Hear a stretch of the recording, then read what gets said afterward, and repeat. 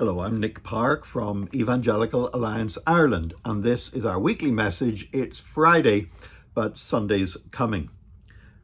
Today I want to deal with an issue which we have dealt with previously, but it is still a live issue and still something that needs to be addressed. And that is the books, some of the books which are on our schools' curriculums and that are totally inappropriate for use by Christian children or indeed any children. And there's a particular book that's attracting a lot of controversy at the moment. It's called This Book is Gay by James Dawson. Now, I'm aware that as soon as a church leader uses the word gay, accusations of homophobia will begin to be thrown around. So I just want to say this at the outset, that my feelings on this book would be exactly the same if it was addressing straight sex rather than gay sex. If this was describing heterosexual behavior rather than homosexual behavior, it would still be every bit as inappropriate for the content and the approach that it takes. Basically, the book is a how-to book for growing up gay. So it tells it's recommended for children of 13 years age and above, and describes graphically how to engage in various sexual activities, including oral sex, including anal sex, and including hooking up with people on internet apps so that you can meet up for sexual encounters with strangers for casual sex.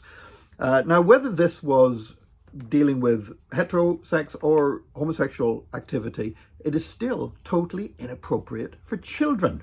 Now, you might say, well, who decides what is appropriate for children?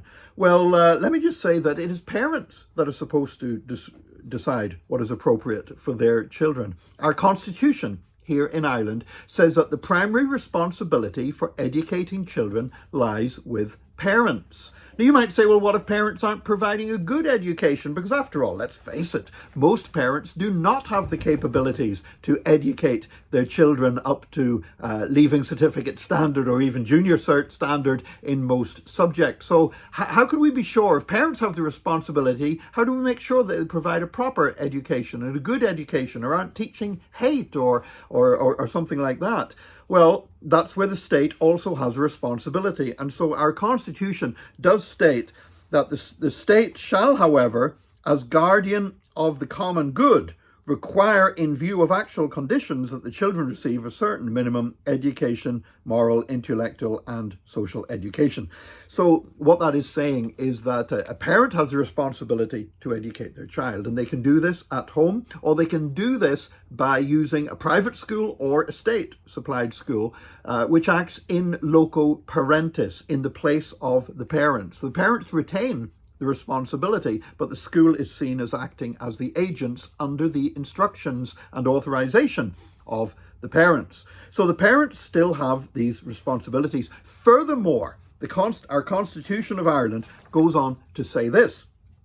It says that the state shall provide for free primary education and shall, when the public good requires it, provide other educational facilities or institutions with due regard, however, for the rights of parents, especially in the matter of religious and moral formation. So what that means, in effect, is this, that basically, just in the same way that the state does not have the right through state-run schools to enforce Catholic dogma and instruction and religious formation upon evangelical children, the state does not have the right to enforce a view of morality which is wildly at odds with that of the parents. The state does not, under the Constitution, the state must respect the views of the parents and the family in regard to religious beliefs and also to moral codes of conduct. And it has to be said that teaching 13-year-olds how to engage in sexual activity in a graphic way, and teaching them how to engage on casual sex and anonymous sex via internet hookups on their mobile phones, this is contrary to the moral codes of not just Christian parents, but I would believe most parents in Ireland for 13, 14, 15-year-old children, whatever. So the state has a responsibility here under the Constitution. Now, of course, you might say, but what about literature? Surely sometimes children are exposed to literature, and it's good that they're exposed to literature, even if there are things in great literature that we feel uncomfortable with. And I have a lot of sympathy with that view. And, there are things that we feel uncomfortable with in literature, but nevertheless, the literature is good and edifying, upbuilding, and should be part of a well-rounded education. An example of that, I would say, is the book To Kill a Mockingbird.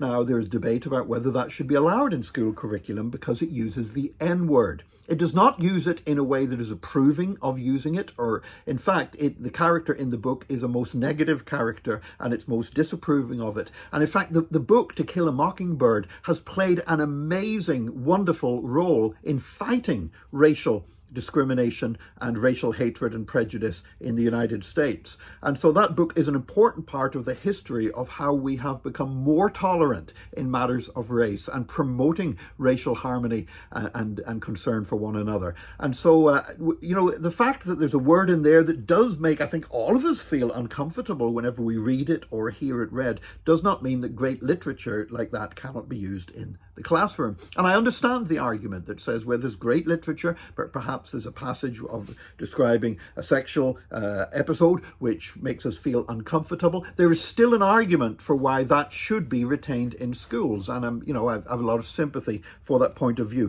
But having said that, this particular book we're talking about, this book is gay. It's not literature. It's not great literature. It's not literature at all, except in the sense that it is words printed on a piece of paper. So it's literature in the same sense that a pornographic magazine is literature. But it's not literature by any sense of how we would use the word.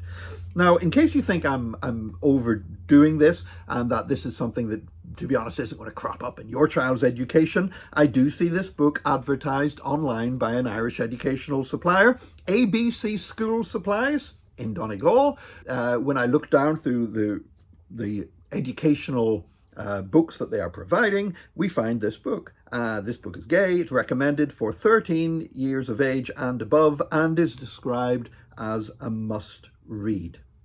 Now, I do just want to say one thing, that some people have contacted me about the suitability and appropriateness of Christians participating in some of the demonstrations and campaigns that have been taking place against this book, given that some of the other groups that are taking part in these demonstrations and campaigns have a whole range of other motives and ideas, some of which are ones that most Christians would not agree with at all. And my take on that is that sometimes when we campaign against something that is wrong in society, we end up forming alliances with groups where on other issues we might differ totally. So, for example, when it comes to the issue of evangelical children being forced to undergo Catholic indoctrination in schools, at Evangelical Alliance, we have cooperated with groups that are not Christians, including Muslims and atheists, who also have a common concern not to see that practice continuing in schools. In the same way, when we campaigned against against human trafficking and wanted to see the laws on prostitution amended, we made common cause with other groups. I remember in particular being in a television studio, sat beside as she was then Senator, now TD, Ivana Bacik, and we were arguing for the same thing. And afterwards I shook hands with her and I said, this is maybe the first and last time we ever agree on anything, Senator, because when we're talking abortion and other things, we're going to be coming from very different viewpoints. But on that point, we were able to argue together and present a common front. So I do understand when Christians do participate in demonstrations, it doesn't mean that they are endorsing the viewpoints of every single other group or person that is involved in those demonstrations, those protests, or whatever. But we should protest, we should speak out in one way or another about what is happening with our children and the books in the schools. This is an issue that is important, and we need to speak out against it. I believe that we can see things changed by speaking out. We have seen other things change for better in our society, and that includes the care of our children. But thank God for the educational system that is in this nation, for educating our children, but it needs to educate our children, not corrupt our children, not to harm our children. And I do believe that books such as this, which contain graphic sexual content, which detail inform young people how to engage in casual sex and make assignments over the internet or on their phones, This is not something that is part of a normal or a proper education, or the education that parents would want for their children. As such, I believe it to be wrong, and I believe it to be unconstitutional, and that applies to Christians and non-Christians alike. Yes, it is a serious issue. Yes, it is something that we've addressed before, and it's still there, and we will keep on addressing it, but we believe it will change. Why? Because it might be Friday, but Sunday's coming.